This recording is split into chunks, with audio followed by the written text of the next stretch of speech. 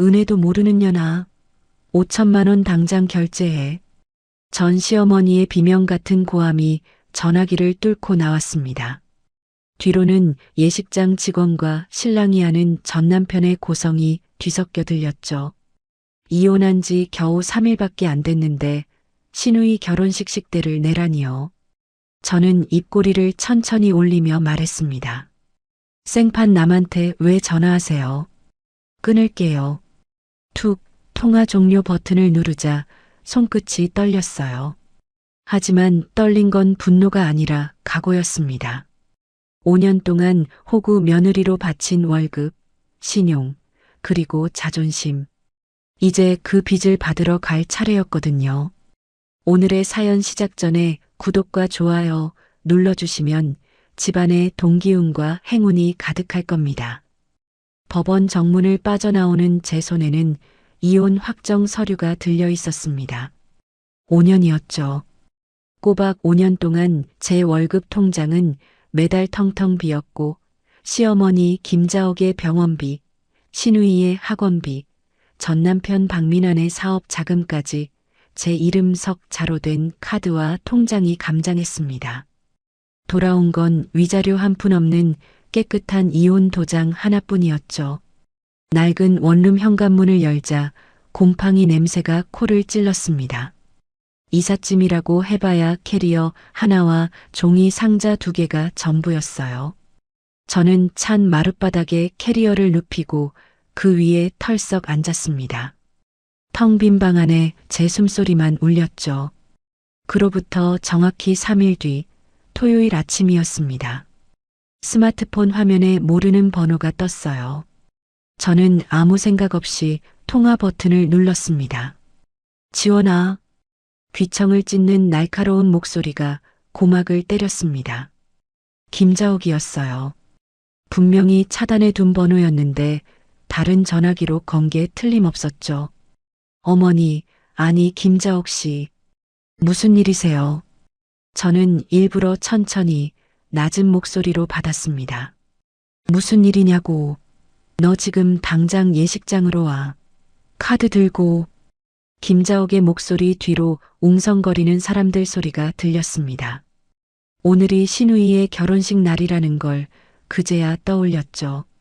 강남 한복판에 있는 초호화 호텔 예식장, 하객만 500명이 넘는다고 떠벌리던 그 결혼식이었습니다. 카드요? 무슨 카드 말씀이세요? 내 이름으로 된 그 카드 있잖아. 한도 5천만 원짜리. 여기 식대잔금을 결제해야 하는데 한도가 막혀서 안 된다잖아. 김자옥이 숨을 헐떡이며 소리를 질렀습니다. 저는 그 카드가 뭔지 정확히 알고 있었어요. 시댁 전세자금 대출을 갚겠다며 제 신용을 끌어모아 한도를 5천만 원까지 올려뒀던 바로 그 카드였습니다. 이혼 도장을 찍은 당일 밤 저는 카드사에 전화해서 분실 신고와 정지 처리를 모두 끝내둔 상태였죠. 우리 집안이 너를 걷어줬잖아. 은혜도 모르는 년아. 우리가 해준 게 얼만데. 김자옥의 목소리가 한 옥타브 더 올라갔습니다. 전화기 너머로 예식장 직원과 신랑이 하는 박민환의 고함 소리도 섞여 들렸어요. 저는 입꼬리를 올렸습니다. 코웃음이 저절로 나왔죠. 저기요. 뭐? 누구신데 제가 왜요? 순간 전화기 너머가 조용해졌습니다.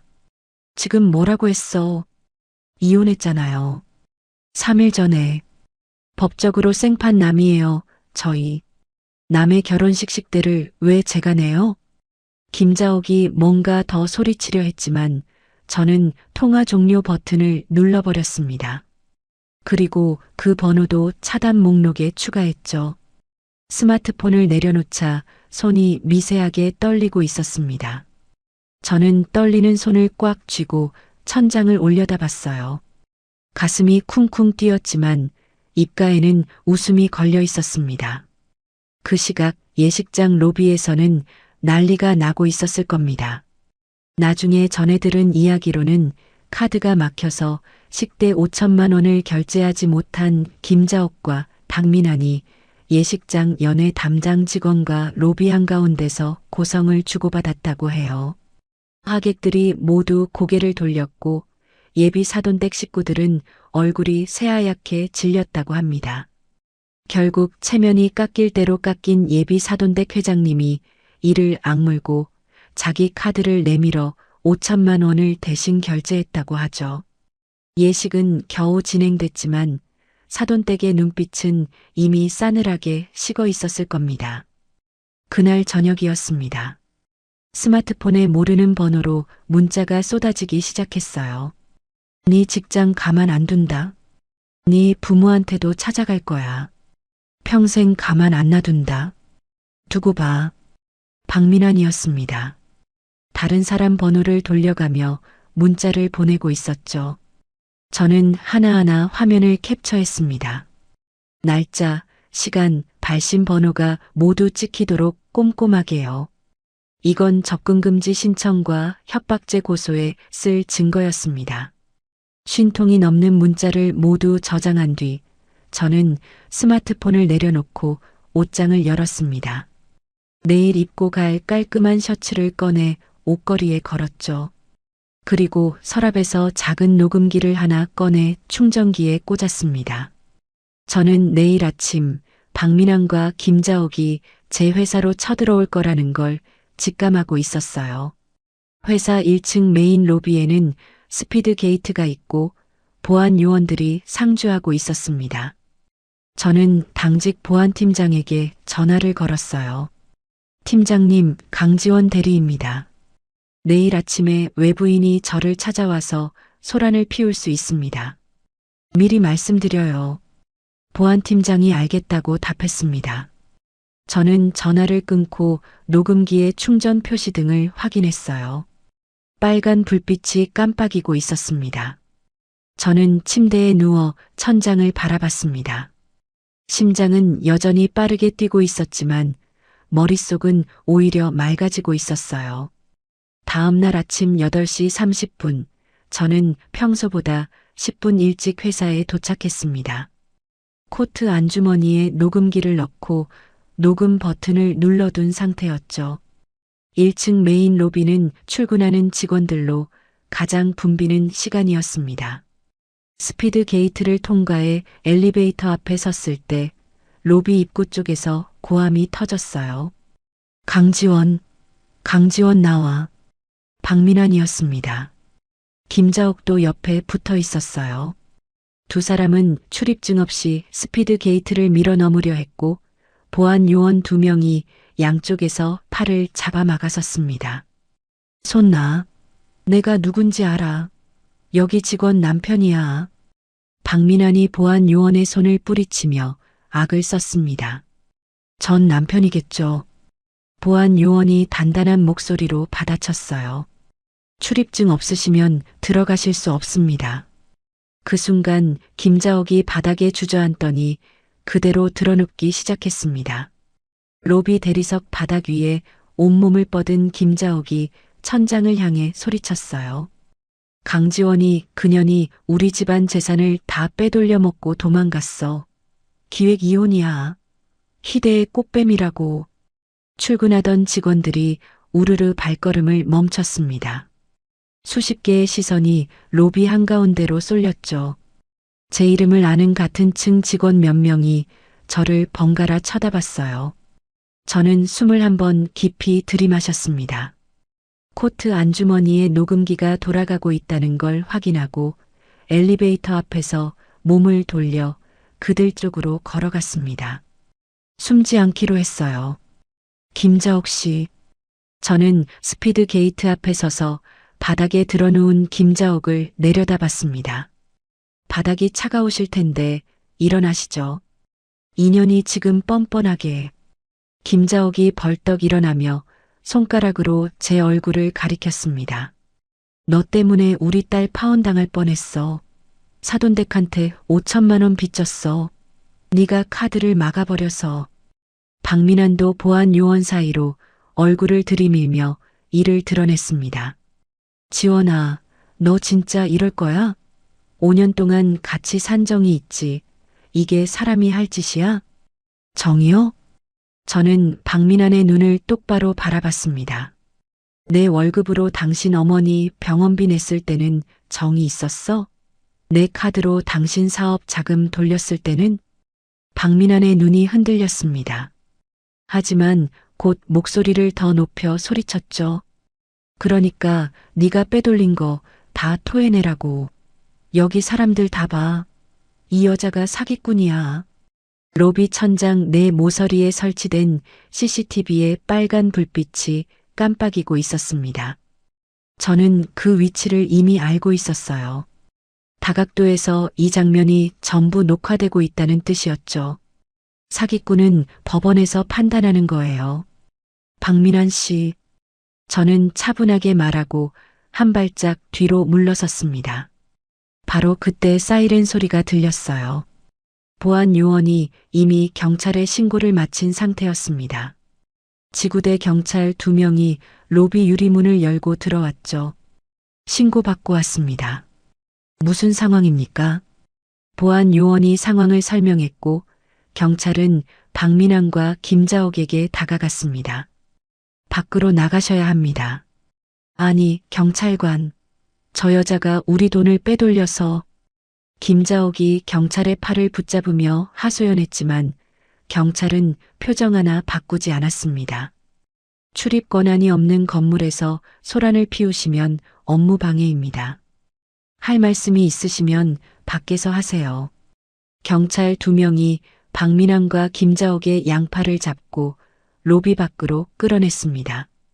김자옥이 끌려가면서도 고개를 돌려 저를 향해 악을 썼어요. 강지원, 이년아, 끝까지 가보자. 유리문이 닫혔습니다. 로비에 정적이 깔렸죠. 출근길에 이 광경을 지켜본 직원들이 수군거리기 시작했습니다. 저는 코트 주머니에서 손을 빼고 우리 팀 자리 쪽으로 걸어갔습니다. 팀장님과 동료 3명이 제 자리 근처에 모여 서 있었어요. 다들 뭐라 말을 꺼내지 못하고 눈치만 보고 있었죠.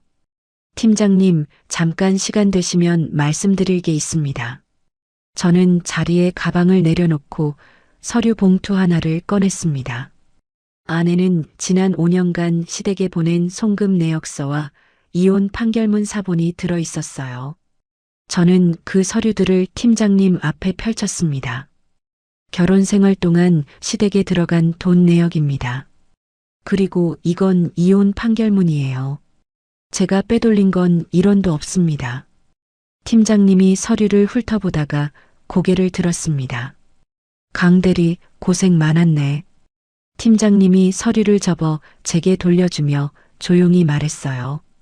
아까 그 사람들이 또 오면 바로 말해. 회사에서 조치할 테니까. 저는 고개를 숙여 인사하고 자리에 앉았습니다. 컴퓨터를 켜면서 코트 안주머니에 녹음기를 꺼내 정지 버튼을 눌렀어요. 그날 오후 퇴근 시간이 되기도 전에 스마트폰이 울렸습니다. 어머니였어요. 저는 전화를 받자마자 어머니의 울음 섞인 목소리를 들었습니다. 지원아, 아버지가 쓰러지셨어. 심장이 멈추는 것 같았습니다. 박민환이 친정집으로 찾아갔다는 걸 단번에 알았어요. 엄마, 지금 어디야? 병원이야? 응급실 지역 종합병원. 저는 팀장님에게 반차를 보고하고 가방을 움켜쥔 채 엘리베이터로 뛰었습니다. 주차장에서 차 시동을 걸 때 손이 떨려서 열쇠를 2번이나 떨어뜨렸죠. 고속도로를 달리는 내내 핸들을 쥔 손가락 끝이 하얗게 질려 있었습니다. 2시간을 미친 듯이 달려 병원 응급실 문을 밀어 열었을 때 어머니가 복도 의자에 쭈그려 앉아 2 손으로 얼굴을 감싸고 계셨어요. 엄마. 어머니가 고개를 들었습니다. 눈이 벌겋게 부어 있었죠. 그 인간이 네가 직장 상사랑 바람나서 쫓겨났다고 아버지 면전에 대고. 저는 이를 꽉 깨물었습니다. 응급실 안을 들여다보니 아버지가 침대에 누워 산소 호흡기를 달고 계셨어요. 평소에 혈압이 높으셨던 아버지였습니다. 저는 복도 벽에 등을 기대고 천천히 미끄러져 내려앉았습니다. 주먹을 꽉 쥐자 손톱이 손바닥에 파고들었어요. 단순히 이혼으로 끝낼 생각은 사라졌습니다. 저 인간들이 다시는 고개를 들 수 없도록 숨통을 완전히 끊어버리겠다고 다짐했죠. 그날 밤 원룸으로 돌아온 저는 옷장 깊숙이 넣어둔 외장하드를 꺼냈습니다. 박민환이 술에 취해 잠든 밤마다 저는 박민환의 구형 노트북 데이터를 몰래 백업해 두었습니다. 회계장부, 거래처 파일, 사진 폴더까지 전부요. 저는 노트북에 외장하드를 연결하고 파일을 하나씩 열기 시작했습니다. 수백 개의 폴더를 뒤지다가 숨김 처리된 폴더 하나를 찾아냈어요. 폴더를 열자 사진이 쏟아졌습니다. 박민환과 한 여자가 찍은 사진들이었죠. 회사 격리 직원이었습니다. 수년째 이어진 불륜의 흔적이 날짜별로 정리되어 있었어요. 그리고 그 폴더 안에서 영수증 사진 한 장을 발견했습니다. 산부인과 수술비 영수증이었는데 결제 카드 번호 뒷자리가 제 신용카드와 똑같았습니다. 제 카드로 상간녀의 수술비를 결제한 거였어요.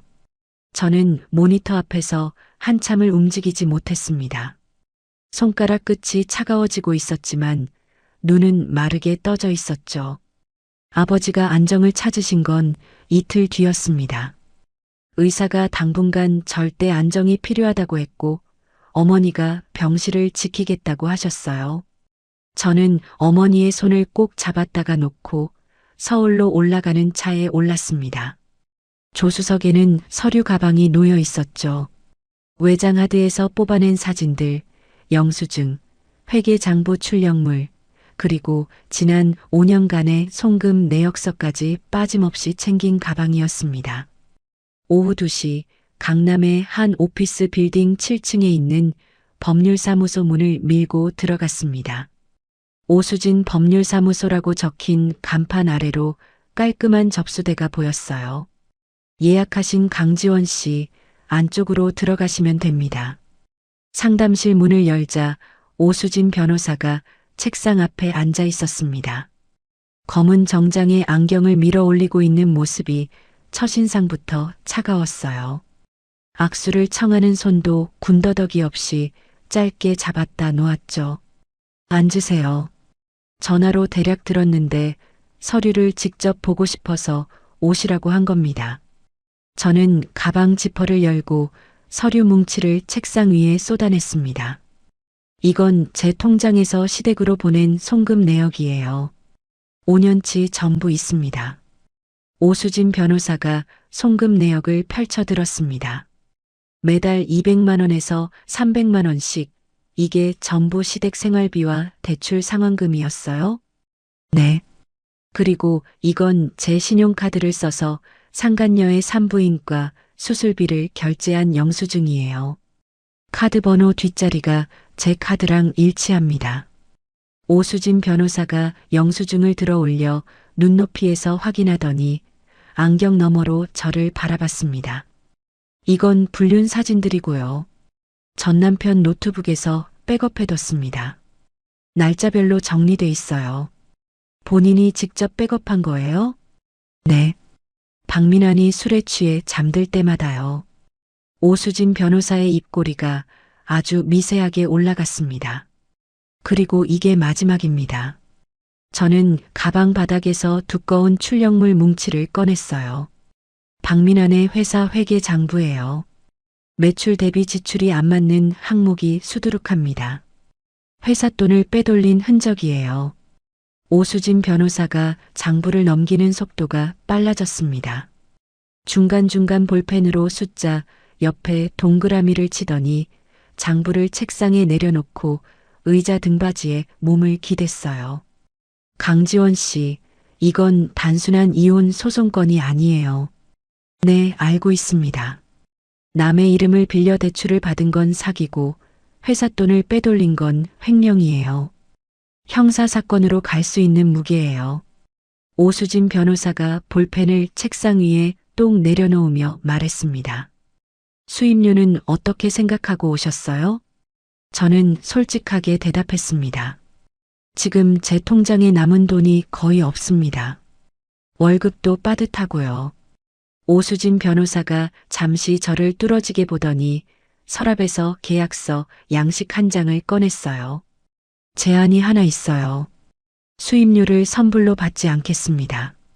대신 나중에 전 남편과 상간녀한테 받아내는 위자료, 손해배상금 전부 합산해서 그 금액의 30%를 제가 가져갑니다.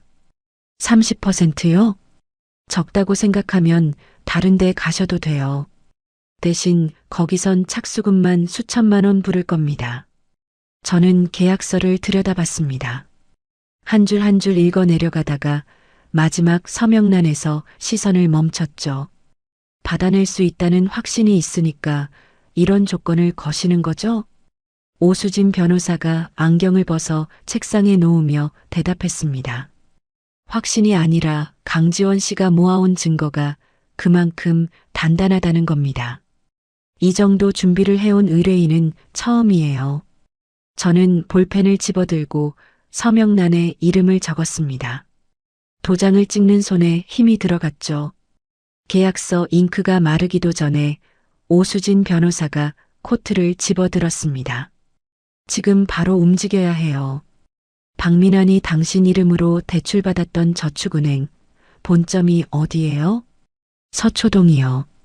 갑시다. 30분 뒤 저는 오수진 변호사와 함께 저축은행 본점 창구 앞에 앉아 있었습니다. 대출 담당 직원이 서류를 뒤적이다가 대출 계약서 원본을 꺼내왔어요. 이 서명이 고객님 필적이 맞으신가요? 저는 서명란을 들여다봤습니다. 분명 제 이름이었지만 글씨체가 전혀 달랐어요. 획이 굵고 뭉개진 부분이 박민환의 글씨 습관 그대로였죠. 제 글씨가 아닙니다. 이건 위조된 서명이에요. 오수진 변호사가 옆에서 저축은행 직원에게 말했습니다. 명의 도용피에 접수하겠습니다. 이 서류 사본 공식적으로 발급해 주세요. 은행을 나온 뒤 오수진 변호사가 차 안에서 노트북을 펼쳤습니다. 강지원 씨, 박민환 회사에 자재를 납품하는 하청업체 알고 있어요? 네. 장부에 거래처 이름이 다 있었으니까요. 그 업체 사장들한테 연락해 보세요. 대금 못 받아서 속 끓이는 사람들이 분명 있을 거예요. 저는 고개를 끄덕였습니다. 그날 저녁 퇴근 후 원룸에서 저는 장부에 적힌 하청업체 번호를 하나씩 눌렀어요. 세 번째 전화에서 한 사장님이 전화를 받았습니다. 네, 박민환 회사 대금이요? 6개월째 한 푼도 못 받았습니다. 소송을 걸까 말까 고민 중이에요. 사장님, 조만간 그 회사 계좌가 묶일 수도 있습니다. 장부를 보니까 자금 사정이 많이 안 좋더라고요. 전화기 너머에서 거친 한숨소리가 들렸죠. 같은 시각 오수진 변호사는 사무실에서 박민환의 회사법인 등기부등본을 떼고 있었습니다. 부동산 거래 내역을 뒤지다가 박민환이 회사 돈으로 상간녀 이름의 오피스텔을 계약한 매매 기록을 찾아냈다는 문자가 왔어요. 오피스텔 계약서 확보 완료. 법인 자금으로 상간녀 부동산을 사준 증거 완벽합니다. 저는 문자를 읽고 스마트폰을 내려놓았습니다. 책상 위에는 출력해둔 서류 더미가 쌓여 있었죠. 상간녀 위자료 소송, 명예 도용 사기 고소, 회사법인 계좌 가압류. 오수진 변호사와 저는 이 세 가지를 하나로 묶어 법원에 접수하기로 했습니다. 그리고 저는 한 가지를 더 준비했어요. 신우이 결혼식 식대 5천만 원을 대신 내줬던 예비 사돈댁 회장님 앞으로 박민환의 회사 재무제표 원본과 김자옥의 채무 내역을 봉투에 넣었습니다. 발신인 이름은 적지 않았죠. 편의점에서 산 대포폰으로 택배를 접수하고 돌아온 저는 옷장을 열었습니다. 가장 안쪽에 걸려있던 검은 정장을 꺼내 다리미를 올렸어요. 다리미에 뜨거운 증기가 구겨진 천을 펴나가는 걸 가만히 바라봤습니다. 다음 날 아침 9시 정각, 저는 오수진 변호사와 나란히 관할 경찰서 경제수사팀 사무실 문을 열었습니다. 담당 형사 앞에 고소장 세 부를 나란히 놓았죠. 사문서 위조, 사기, 명예훼손, 업무방해. 혐의 목록이 빼곡하게 적혀 있었습니다. 오수진 변호사가 가방에서 서류 뭉치를 꺼내 형사의 책상 위에 펼쳤어요. 이건 피고소인 박민환이 고소인 명의를 도용해서 저축은행에서 대출을 받은 계약서 원본 사본입니다. 서명이 위조된 건 육안으로도 확인 가능하고요. 형사가 대출 계약서를 집어들고 눈을 가늘게 떴습니다. 그리고 이건 지난주 월요일 아침 고소인 회사 1층 로비에서 피고소인들이 난동을 부린 CCTV 영상 사본이에요. 업무방해와 명예훼손 현장이 전부 담겨 있습니다. 형사가 영상 파일이 담긴 USB를 받아들더니 컴퓨터에 꽂았어요. 화면 속에서 김자옥이 로비 바닥에 드러눕고 박민환이 보안 요원을 밀치는 장면이 선명하게 재생됐습니다. 사안이 가볍지 않네요. 형사가 의자를 당겨 앉으며 고개를 끄덕였습니다. 내사 착수하겠습니다. 추가 자료 있으면 언제든 보내주세요. 경찰서를 나서며 오수진 변호사가 스마트폰을 확인하더니 걸음을 멈췄어요. 강지원 씨, 법원에서 연락 왔어요. 가압류 신청 심리가 오늘 오후에 잡혔습니다. 빠르네요. 증거가 단단하니까요. 판사가 볼 게 많지 않을 거예요. 저는 고개를 끄덕이고 회사로 돌아갔습니다. 같은 시각 서울 반대편에서는 또 다른 일이 벌어지고 있었을 겁니다. 나중에 확인한 바로는 이랬어요. 제가 익명으로 보낸 택배를 받은 사돈댁 회장님이 봉투를 뜯었고 안에 든 재무제표와 채무 내역을 펼쳐보았습니다. 회장님은 곧바로 거래하는 회계사에게 전화를 걸어 시댁의 재정 상태를 뒷조사하라고 지시했다고 해요. 결과는 참담했죠. 박민환의 회사는 이미 자본금이 바닥난 깡통이었고 김자옥 명의의 채무만 수억 원이 넘었습니다. 결혼식 비용도 전부 빚이었던 겁니다. 분노한 사돈댁은 당장 시누이를 불러 짐을 싸서 친정으로 돌아가라고 통보했다고 합니다. 결혼한 지 일주일도 안 된 시누이가 캐리어를 끌고 쫓겨났고 사돈댁은 사기 결혼을 이유로 혼인 무효 소송과 함께 대신 결제한 식대 5천만 원의 반환 소송을 준비하기 시작했어요. 오후가 되자 또 다른 폭풍이 몰아쳤습니다. 제가 전화로 정보를 알려줬던 하청업체 사장님들이 움직인 거였어요. 트럭 4~5대가 박민환의 회사 앞에 들이닥쳤고 사장님들이 우르르 쏟아져 나와 밀린 대금을 내놓으라고 소리치며 공장 집기를 끌어내기 시작했다는 소식이 들렸습니다. 정작 박민환은 그 시각에 회사에 없었어요. 상간녀와 함께 청담동의 고급 레스토랑에서 법인카드를 긁고 있었다고 하죠. 이 결제 내역은 나중에 횡령 증거에 고스란히 추가됐습니다. 오후 3시 저는 사내 법무팀에 면담을 신청했습니다. 회의실 테이블에 마주 앉은 법무팀장에게 지난주 로비 난동 사건의 경위를 설명했어요. 팀장님, 그날 CCTV 영상은 보안팀에 보관돼 있습니다. 외부인이 출입증 없이 침입해서 특정 직원의 명예를 훼손하고 업무를 방해한 건 회사 차원에서도 가볍게 넘길 사안이 아니라고 생각합니다. 법무팀장이 팔짱을 끼고 잠시 생각하더니 입을 열었습니다. 강 대리 말이 맞아. 직원 한 명의 문제가 아니라 회사 보안 체계 전체의 문제야. 사내 기물 파손과 업무 방해로 회사 이름으로 형사 고발 절차를 밟겠습니다. 저는 자리에서 일어나 인사를 하고 회의실을 나왔습니다. 퇴근 무렵 스마트폰에 오수진 변호사의 문자가 떴어요.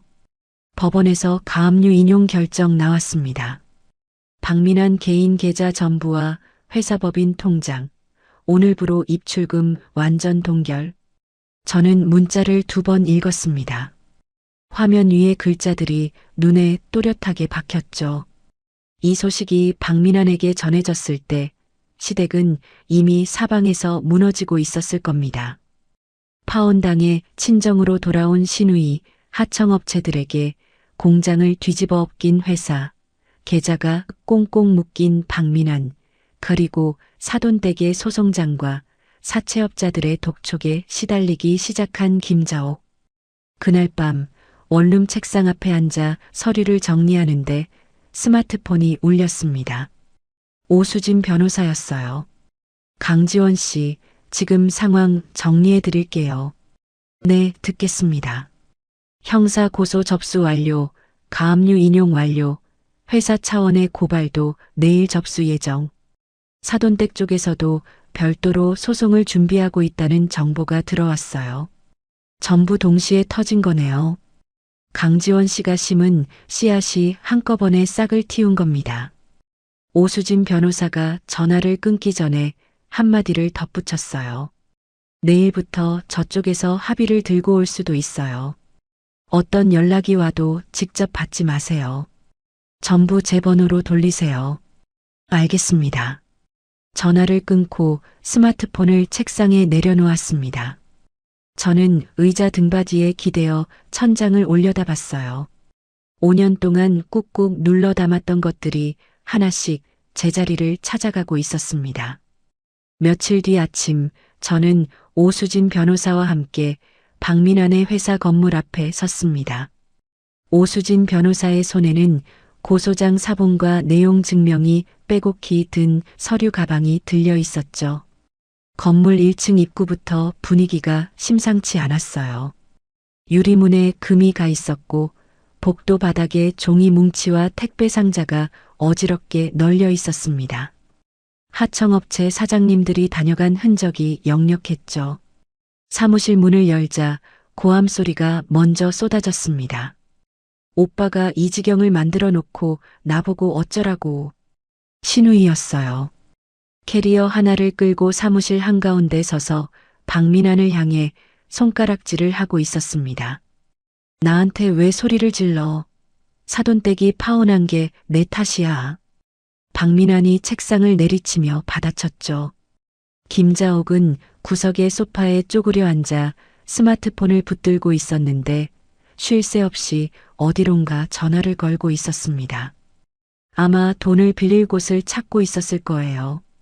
저와 오수진 변호사가 문 앞에 서자 세 사람의 시선이 동시에 이쪽으로 쏠렸습니다. 제일 먼저 반응한 건 김자옥이었어요. 소파에서 벌떡 일어나며 저를 향해 걸어왔습니다. 인연이 여기를 왜 와? 너 때문에 우리 집안이 이 꼴이 난 거잖아. 김자옥이 손가락을 제 코앞까지 들이밀었습니다. 침이 튀었어요. 오수진 변호사가 김자옥과 저 사이에 한 발짝 들어서며 서류 가방을 열었습니다. 서류 뭉치를 꺼내 박민환의 책상 위에 탁 내려놓았어요. 박민환 씨, 여기 명의 도용 사기 고소장, 법인 자금 횡령 고발장, 그리고 가압류 결정문 사본입니다. 전부 수령하신 걸로 하겠습니다. 박민환이 서류를 집어들었습니다. 읽어 내려가는 눈동자가 흔들리기 시작했죠. 얼굴에서 핏기가 빠져나갔어요. 이게 뭐야? 가압류? 내 계좌를 전부 막았다고? 이미 며칠 전에 법원에서 결정 났습니다.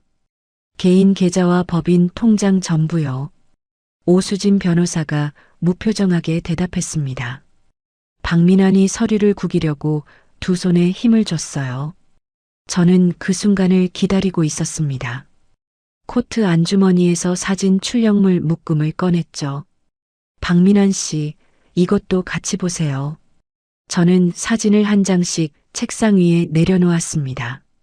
박민환과 상간녀가 함께 찍은 사진들이었어요. 사무실에 남아있던 직원 2명이 고개를 돌려 사진을 봤습니다. 이건 뭐야? 신우이가 다가와 사진을 집어들었죠. 오빠, 이 여자 격리팀 한솔아 아니야? 박민환이 대답하지 못했습니다. 저는 마지막 사진 한 장을 책상 위에 올렸어요. 산부인과 수술비 영수증이었습니다. 이 영수증 결제 카드 번호 뒷자리 제 신용카드예요. 당신이 내 카드로 상간녀 수술비를 냈죠. 사무실이 조용해졌습니다. 직원들의 시선이 영수증 위에 머물렀어요. 김자옥이 영수증을 낚아채 들었습니다. 글씨를 읽어 내려가던 김자옥의 두 눈이 휘둥그레졌어요. 민환아, 이게 뭐야? 네가 바람을 피웠어? 그것도 회사 직원이랑? 박민환이 입술만 달싹거렸습니다. 어머니한테는 말 안 했구나. 이 사진이랑 영수증 전부 경찰에도 제출돼 있습니다. 오수진 변호사가 차가운 목소리로 쐐기를 박았어요. 그 순간 김자옥이 뒤돌아서더니 사무실 구석에 서 있던 여직원에게 달려들었습니다. 한솔아였어요. 인연이, 네가 우리 아들을 꼬셨어. 김자옥이 한솔아의 머리채를 움켜쥐었고 한솔아가 비명을 지르며 김자옥의 뺨을 올려쳤습니다. 두 사람이 사무실 바닥에 엉켜 굴렀어요. 신우이가 말리려다 같이 넘어졌고 책상 위에 서류와 컵이 와장창 쏟아졌습니다. 박민환이 허겁지겁 스마트폰을 꺼내 은행 앱을 열었습니다. 잔액 조회를 누르고 이체 버튼을 눌렀죠. 화면에 빨간 글씨가 떴어요. 법원 가압류에 의해 거래가 제한되었습니다. 박민환이 스마트폰을 바닥에 내던졌습니다. 화면이 깨지는 소리가 사무실에 울렸어요. 으아! 박민환이 두 손으로 머리를 쥐어뜯으며 무릎을 꿇었습니다. 저는 바닥에 주저앉은 박민환 앞으로 천천히 다가갔어요. 무릎을 굽혀 눈높이를 맞추고 낮은 목소리로 말했습니다. 내 이름으로 몰래 받은 대출금, 빼돌린 회사 돈, 한 푼도 안 남기고 전부 토해내. 박민환의 충혈된 눈이 저를 올려다봤습니다. 그때까지 절대로 안 끝나. 감옥에서 전부 갚아. 저는 자리에서 일어나 몸을 돌렸습니다. 등 뒤에서 김자옥의 울음소리가 터졌어요. 아까까지 기세등등하던 목소리가 온데간데 없었죠. 지원아, 지원아 제발.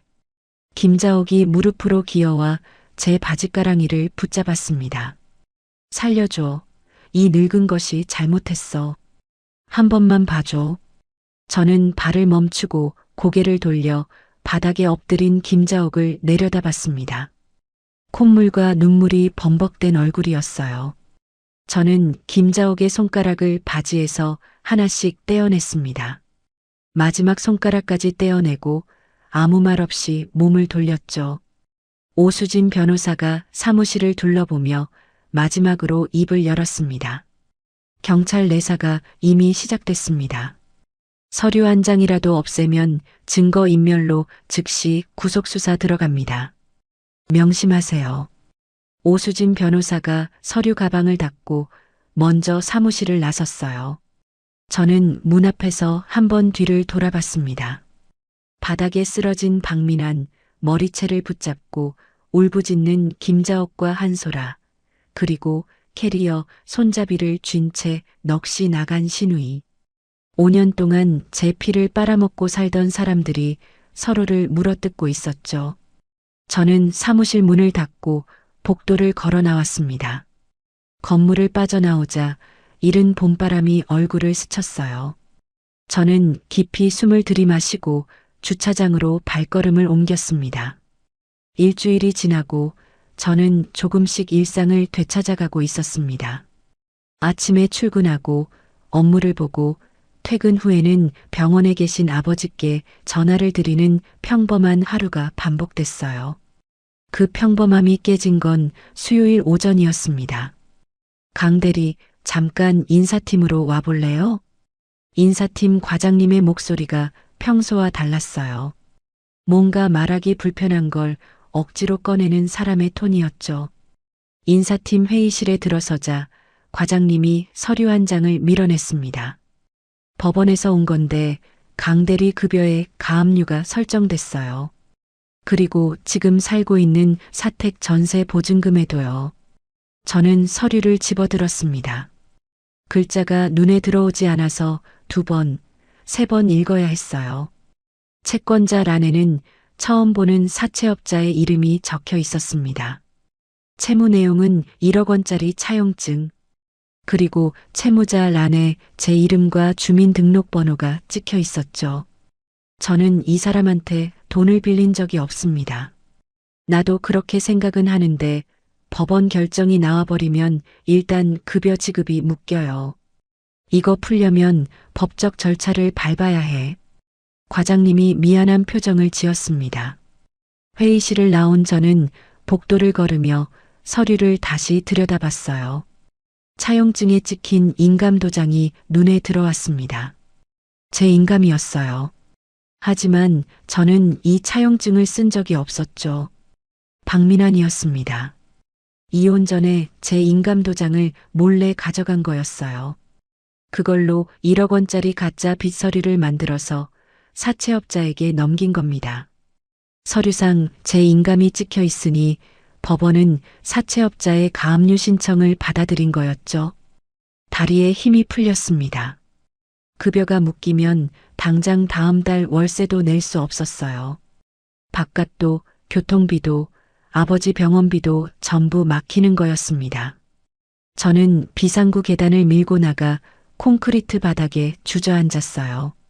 등을 벽에 기대자 차가운 기운이 등줄기를 타고 올라왔습니다. 이마에 식은땀이 맺혔죠. 스마트폰이 울린 건 그때였습니다.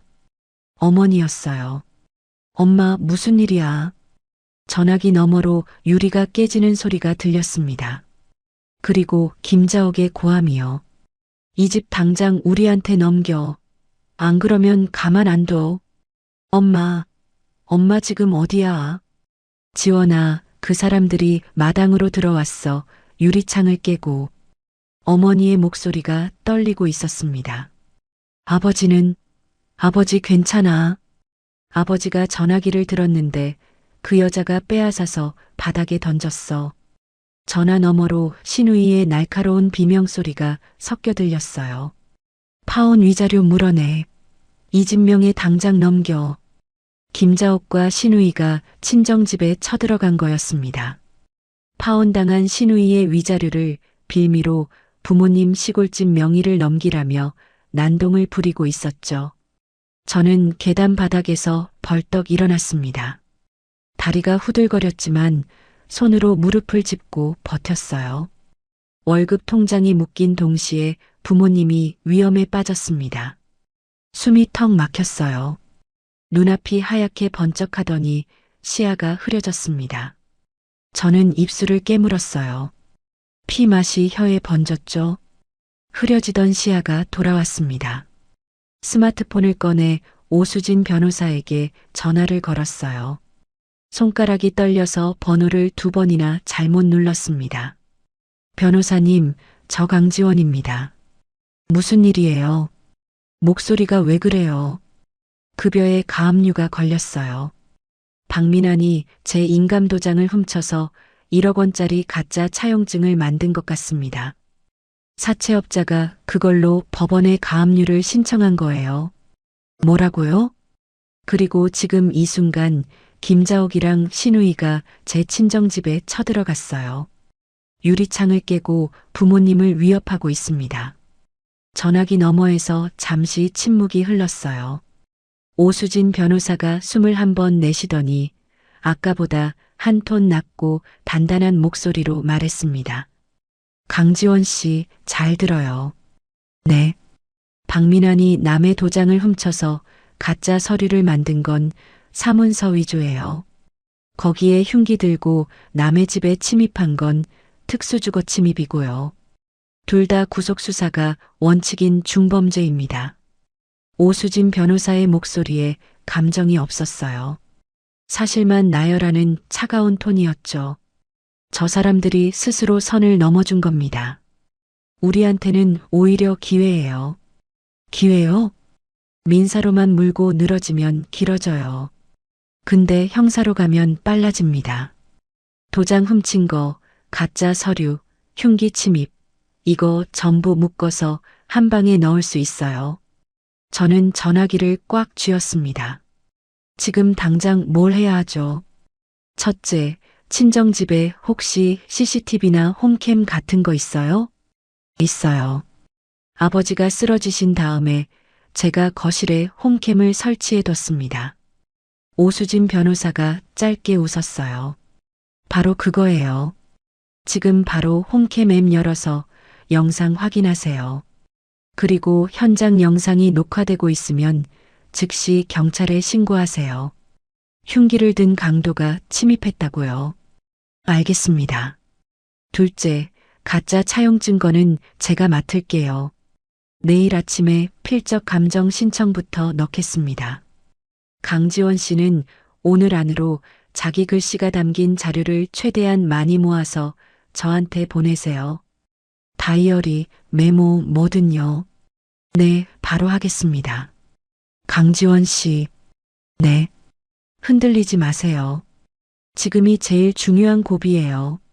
전화를 끊고 저는 홈캠 앱을 열었습니다. 화면에 친정집 거실이 떠올랐어요. 김자옥이 깨진 유리병 조각을 손에 쥐고 어머니 앞에 서 있었습니다. 시누이가 거실 가전제품을 발로 걷어차고 있었고 아버지는 벽에 기대선 채 떨리는 손으로 전화기를 찾고 계셨죠. 저는 곧바로 112에 전화를 걸었습니다. 경기도 안성시입니다. 제 부모님 댁에 흉기를 든 사람이 침입했어요. 지금 홈캠으로 실시간 확인하고 있습니다. 제발 빨리 와주세요. 목소리가 갈라졌습니다. 하지만 전할 건 전부 전했죠. 저는 스마트폰 화면 속 거실을 들여다보며 경찰이 도착하기만을 기다렸습니다. 손톱이 손바닥에 파고드는 것도 느끼지 못할 만큼 두 손을 꽉 쥐고 있었어요. 홈캠 화면을 노려보며 3분, 5분, 7분을 세었습니다. 화면 속에서 김자옥이 깨진 병 조각을 휘두르며 어머니를 구석으로 몰아붙이고 있었어요. 사이렌 소리가 들린 건 신고한 지 12분 뒤였습니다. 홈캠 화면에 현관문이 벌컥 열리는 장면이 잡혔어요. 경찰 4명이 거실로 뛰어들어왔습니다. 움직이지 마. 손에 든 거 내려놔. 김자옥이 병 조각을 든 채 뒷걸음질 쳤어요. 이게 무슨 우리가 도둑이야. 우리는 사돈인데. 흉기 내려놓으라고 했습니다. 경찰이 테이저건을 꺼내 들었습니다. 김자옥이 병 조각을 놓지 않자 경찰이 방아쇠를 당겼어요. 김자옥이 바닥에 쓰러졌고 시누이가 비명을 지르며 달아나려 했지만 뒤따라 들어온 경찰이 시누이의 팔을 비틀어 바닥에 눕혔습니다. 두 사람의 손목에 수갑이 채워졌어요. 저는 홈캠 화면에서 어머니가 벽에 기대 주저앉으시는 모습을 봤습니다. 아버지가 떨리는 다리로 어머니에게 다가가 어깨를 감싸 안으셨죠. 저는 스마트폰을 내려놓고 두 손으로 얼굴을 감쌌습니다. 숨을 크게 들이마시고 내쉬기를 3번 반복한 뒤 다시 스마트폰을 집어들었어요. 홈캠 앱에서 오늘 녹화된 영상 파일을 전부 저장했습니다. 김자옥이 병 조각을 들고 어머니를 위협하는 장면, 시누이가 가전제품을 발로 차부수는 장면, 아버지의 전화기를 빼앗아 바닥에 내동댕이 치는 장면까지 전부요. 저는 영상 파일을 오수진 변호사에게 전송하고 다시 112 상황실에 전화를 걸어 영상 원본을 수사 자료로 제출하겠다고 알렸습니다. 다음 날 아침 저는 반차를 내고 오수진 변호사와 함께 택시에 올랐어요. 목적지는 국가공인 필적 감정원이었습니다. 감정원 접수대 앞에서 저는 가방을 열었어요. 지난 5년간 쓴 다이어리 3권과 회사에서 자필로 작성한 업무 보고서 사본을 접수대 위에 올렸습니다. 이건 제 글씨입니다. 그리고 이건 제 이름으로 된 1억 원짜리 차용증 사본이에요. 이 차용증의 글씨가 제 필적이 아니라는 걸 감정해 주셔야 합니다. 접수 담당자가 두 서류를 나란히 놓고 들여다봤어요. 육안으로 봐도 차이가 크긴 하네요. 정밀 감정 들어가겠습니다. 오수진 변호사가 옆에서 덧붙였습니다. 긴급 감정 요청 가능한가요? 현재 의뢰인의 급여 가압류가 걸려 있어서 생계가 막혀 있는 상태입니다. 서류 확인하고 최대한 빠르게 진행하겠습니다. 감정 결과가 나온 건 이틀 뒤였어요. 오수진 변호사가 전화로 결과를 읽어줬습니다. 차용증의 필압과 획 순서가 강지원 씨의 평소 필적과 전혀 일치하지 않으며 별도 제출된 박민환의 자필 서류와 펜 쥐는 습관이 정확히 일치한다. 위조 가능성이 극히 높다는 결론입니다. 됐네요. 됐죠. 이거면 충분해요. 그날 오후 저는 오수진 변호사와 함께 다시 경찰서를 찾았습니다. 담당 형사 앞에 필적 감정 결과서와 도장 도용 사실을 정리한 고소장을 내밀었어요. 박민환이 제 인감 도장을 훔쳐서 1억 원짜리 가짜 차용증을 만들었습니다. 필적 감정 결과 위조가 확인됐고요. 사문서 위조로 고소합니다. 긴급 체포 요청합니다. 형사가 감정 결과서를 훑어보며 고개를 끄덕였습니다. 기존에 접수된 명의 도용 사기건이랑 묶어서 수사하겠습니다. 체포영장 신청 들어갈게요. 경찰서를 나서려는데 형사가 저를 불러 세웠어요. 강지원 씨, 하나 더 알려드릴 게 있습니다. 가짜 차용증을 넘겨받았던 사채업자가 오늘 아침에 자진 출석했어요. 자진 출석이요? 네. 압수수색 들어갈 기미가 보이니까 선수를 친 거죠. 박민환이 서류 위조를 직접 지시하면서 보낸 메신저 대화 내역을 전부 제출했습니다. 자기는 시킨 대로 했을 뿐이라고요. 오수진 변호사가 제 옆에서 짧게 웃었어요. 쥐가 먼저 배를 빠져나가기 시작했네요. 경찰서를 나온 뒤 저는 곧바로 회사로 향했습니다. 인사팀 과장님을 다시 찾아가 경찰서에서 발급받은 사건 접수증과 오수진 변호사가 작성한 소명서를 건넸어요. 과장님, 가압류 건은 전 남편이 제 도장을 훔쳐서 만든 가짜 서류 때문에 벌어진 일입니다. 경찰 수사가 시작됐고 필적 감정에서 위조가 확인됐습니다. 이 서류로 가압류 해제 절차 들어갈 건데 그 전까지 임시 생계비 지급이 가능한지 확인 부탁드립니다. 과장님이 서류를 읽어보더니 고개를 끄덕였습니다. 법무팀하고 협의해 볼게요. 사정이 이 정도면 방법이 있을 거야.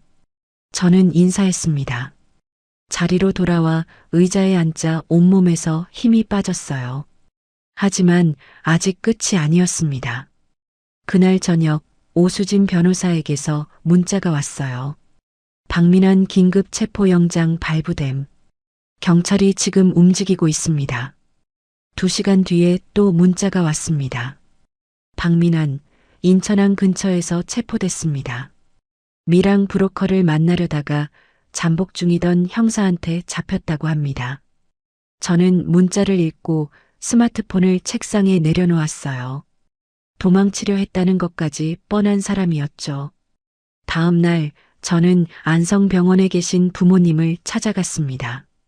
아버지가 병실 침대에 앉아 계셨고 어머니가 옆에서 사과를 깎고 계셨어요. 어머니의 손등에 반창고가 붙어 있었습니다. 엄마, 손 괜찮아? 괜찮다. 유리 깨질 때 좀 긁힌 거야. 아버지가 저를 올려다보셨어요. 지원아, 아빠 다 끝났어. 박민환 어제 경찰에 잡혔어.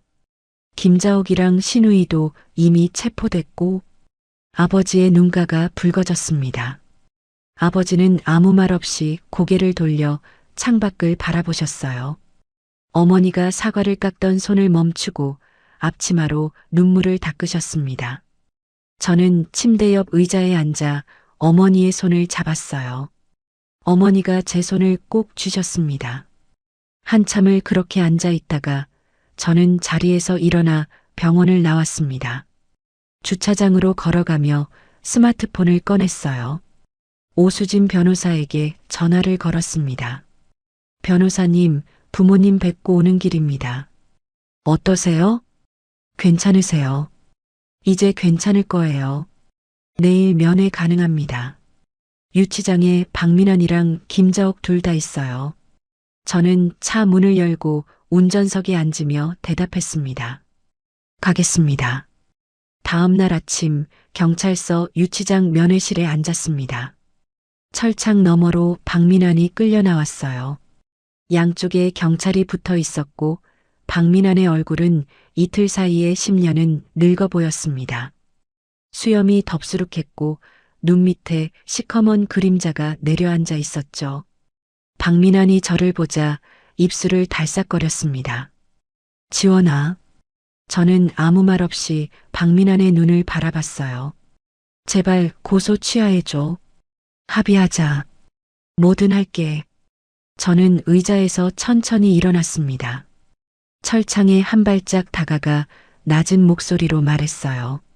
이게 네가 선택한 결과야. 박민환의 눈이 흔들렸습니다. 저는 몸을 돌려 면회실 문을 열고 나왔죠. 3개월 뒤 형사 재판이 열렸습니다. 저는 법정 방청석 맨 뒷줄에 조용히 앉았어요. 오수진 변호사가 옆자리에서 서류를 무릎 위에 펼쳐두고 있었죠. 피고인석에 박민환이 앉아 있었습니다. 3개월 전 체포될 때보다 볼이 쑥 들어가 있었고 양복 대신 구겨진 회색 운동복을 입고 있었어요. 고개를 숙인 채 바닥만 내려다보고 있었죠. 판사가 입을 열었습니다. 피고인 박민환에 대하여 사문서 위조, 사기, 횡령 혐의를 유죄로 인정하며 징역 4년을 선고합니다. 박민환의 어깨가 떨렸어요. 고개를 더 깊이 숙였습니다. 변호인이 옆에서 뭔가 속삭였지만 박민환은 고개도 돌리지 않았어요. 법정을 나서는 박민환의 뒷모습을 바라봤습니다. 교도관 2명에게 양팔이 잡힌 채 법정 옆문으로 사라졌죠. 5년 동안 제 월급을 쓰며 사장님 행세를 하던 사람의 마지막 뒷모습이었습니다. 상간녀 한소라의 민사재판 결과는 그보다 일주일 앞서 나왔어요. 오수진 변호사가 회사 돈으로 오피스텔을 얻은 증거부터 불륜 사진까지 전부 법원에 제출했고 한소라는 위자료 최고액을 선고받았습니다. 오피스텔을 처분한 돈과 한소라의 예금 통장이 전부 제 계좌로 넘어왔죠. 박민환이 회사를 차릴 때부터 도망치려 했을 때까지 한소라는 줄곧 옆에 붙어 있었어요. 하지만 회사가 망하자 가장 먼저 등을 돌린 것도 한소라였습니다. 도망치려다 잡힌 건 결국 한소라가 아니라 박민환이었죠. 김자옥과 신우이의 판결은 같은 주에 나왔습니다.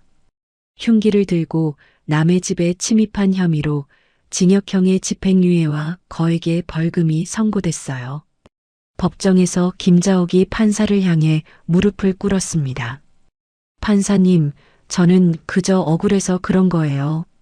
며느리가 우리 재산을 다. 피고인, 자리에 앉으세요. 판사가 말을 잘랐죠. 김자옥이 울먹이며 자리에 앉는 모습을 저는 방청석에서 지켜봤습니다. 거기서 끝이 아니었어요. 신우이의 결혼식 식대 5천만 원을 대신 냈던 사돈댁 회장님이 별도로 손해배상 소송을 걸었습니다. 사기 결혼을 이유로 혼인 무효 판결이 나왔고 김자옥과 신우이는 5천만 원의 이자까지 얹어 갚아야 했죠. 남아있던 재산이 전부 압류당했습니다. 나중에 전해 들은 이야기로는 감옥에 간 아들을 대신해 빚쟁이들의 독촉을 감당하지 못한 김자옥과 신우이가 살던 집을 한밤중에 빠져나왔다고 해요. 철거를 앞둔 낡은 건물 지하 단칸방으로 숨어들었다고 했습니다. 비가 새는 천장 아래에서 종이 상자를 깔고 잠을 잔다고요. 저는 그 이야기를 듣고도 아무 감정이 들지 않았습니다. 동정도 통쾌함도요. 그냥 남의 일이었어요. 재판이 모두 끝난 뒤 저는 일상으로 돌아갔습니다. 회사에서는 시댁의 난동 사건이 정리된 후 법무팀과 인사팀이 저를 적극적으로 보호해줬어요. 가압류도 풀렸고 밀렸던 급여도 정상적으로 들어오기 시작했죠. 그 사이에도 저는 하루도 빠지지 않고 맡은 업무를 처리했습니다. 야근이 필요하면 야근을 했고 주말에 급한 일이 생기면 나가서 마무리를 지었어요. 소송에 시간을 뺏긴 만큼 업무로 채워야 한다고 생각했거든요. 그 결과가 돌아온 건 가을이었습니다. 인사팀에서 승진 발령 통보가 왔어요. 강지원 대리 이번 분기부로 팀장 승진 발령합니다. 최연소 팀장이었습니다.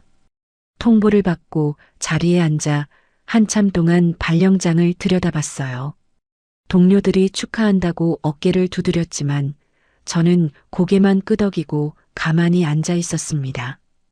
박민환에 남아있던 재산을 경매로 처분해 받아낸 배상금과 한소라에게 받은 위자료를 합치니 적지 않은 금액이 됐어요. 저는 그 돈으로 안성 친정집에 내려가 낡은 가전제품을 전부 새 것으로 바꿔드렸습니다. 지원아, 이렇게까지 안 해도 되는데. 어머니가 새 냉장고 문을 열었다 닫으며 말씀하셨어요. 엄마, 이거 내 돈이야. 내가 벌고 내가 받아낸 돈. 쓰고 싶은데 쓰는 거지. 아버지가 새로 놓인 안마의자에 앉아보시더니 작게 웃으셨습니다. 아버지의 그 미소를 본 게 얼마만인지 모르겠어요. 서울로 올라오는 길에 오수진 변호사에게 전화를 걸었습니다. 변호사님, 정산 금액 확인하셨죠? 오늘 중으로 송금하겠습니다. 확인했어요. 정확하네요. 변호사님 아니었으면 이렇게 못 끝냈을 겁니다. 전화기 너머에서 오수진 변호사가 짧게 웃었어요. 강지원 씨가 증거를 안 모아놨으면 저도 못했어요.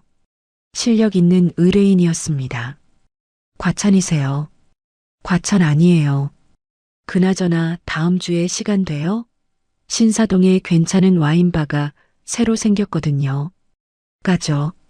전화를 끊고 핸들을 잡은 채 잠시 웃었습니다. 수임료 30%를 가져간 냉정한 사업 파트너였는데 어느새 가끔 와인잔을 기울이는 사이가 됐어요. 그날 밤 원룸으로 돌아온 저는 노트북을 열었습니다. 인터넷 사진첩에 남아있던 시댁 식구들과의 사진을 전부 선택했어요. 클라우드에 백업된 연락처, 문자 기록, 카카오톡 대화방까지 하나도 빠짐없이요. 휴지통으로 끌어다 놓고 영구 삭제 버튼 위에 마우스를 올렸습니다. 1초도 망설이지 않았어요. 클릭. 화면에서 5년의 흔적이 사라졌습니다. 다음 날 아침 저는 팀장님한테 한 달짜리 휴가 신청서를 냈어요. 비행기 표는 이미 끊어둔 상태였습니다. 목적지는 제주도 해안가의 작은 펜션이었죠. 공항 출발 게이트 앞 의자에 앉아 창밖으로 활주로를 바라봤습니다. 비행기가 한 대 이륙하는 걸 지켜보다가 스마트폰을 꺼내 전원을 껐어요. 누구의 며느리도 누구의 아내도 아닌 강지원으로서 보내는 첫 번째 휴가였습니다. 한 달 뒤 여행에서 돌아온 저는 새로 계약한 아파트 현관문 앞에 섰어요. 제 돈으로 제 이름으로 계약한 집이었습니다. 현관 비밀번호를 누르고 문을 열자 햇살이 거실 바닥에 길게 깔려 있었어요. 신발을 벗고 거실 한가운데 서서 빈 방을 둘러봤습니다. 곰팡이 냄새가 나던 낡은 원룸이 아니었어요. 시댁 눈치를 보며 숨죽이던 그 아파트도 아니었죠. 저는 커튼을 활짝 젖히고 창문을 열었습니다. 바깥 공기가 방 안으로 밀려 들어왔어요. 깊이 들이마셨습니다. 여기까지 강지원 씨의 이야기였습니다. 오늘도 잘 들으셨나요? 강지원은 5년 동안 자기 월급과 신용카드를 바쳐가며 시댁을 먹여 살렸습니다. 돌아온 건 위자료 한 푼 없는 이혼 도장뿐이었죠. 그런데도 시댁은 이혼 3일 만에 결혼식 식대를 내놓으라고 전화를 걸었고 직장에 쳐들어와 바닥에 드러누웠고 친정 부모님께 거짓말을 퍼뜨려 아버지를 쓰러뜨렸습니다. 도장까지 훔쳐서 가짜 빚을 만들고 깨진 병을 들고 부모님 집에 침입했어요. 보통 사람이라면 무너졌을 겁니다. 하지만 눈물 대신 증거를 모았고 하소연 대신 고소장을 냈어요. 누군가는 이런 이야기를 듣고 통쾌하다고 느낄 겁니다. 하지만 저는 이 이야기에서 한 가지를 더 말씀드리고 싶어요. 강지원이 이길 수 있었던 건 복수심 때문이 아니었습니다. 당하고 있을 때도 기록을 남겼고 감정에 휩쓸릴 때도 증거부터 챙겼기 때문이에요. 억울한 일을 당했을 때 가장 강한 무기는 분노가 아니라 어떻게 이겨내야 하는지에 대한 방법을 강지원이 보여줬습니다. 지금 힘든 상황에 계신 분이 있다면 부디 기억해 주세요. 참는 것도 한계가 있지 계속 참으면 혼자 바보가 되는 겁니다. 자기 자신을 지키는 것도 용기입니다. 이야기를 끝까지 들어주신 분이 계시다면 잘 들었다고 댓글 하나만 남겨주세요. 항상 다채롭고 재밌는 이야기 들고 올 수 있도록 노력하는 채널이 되겠습니다. 항상 좋은 일만 가득하시길 바랍니다. 오늘도 사연 끝까지 들어주신 시청자 여러분 정말 감사합니다. 항상 다치지 말고 건강한 하루 보내시길 바라겠습니다.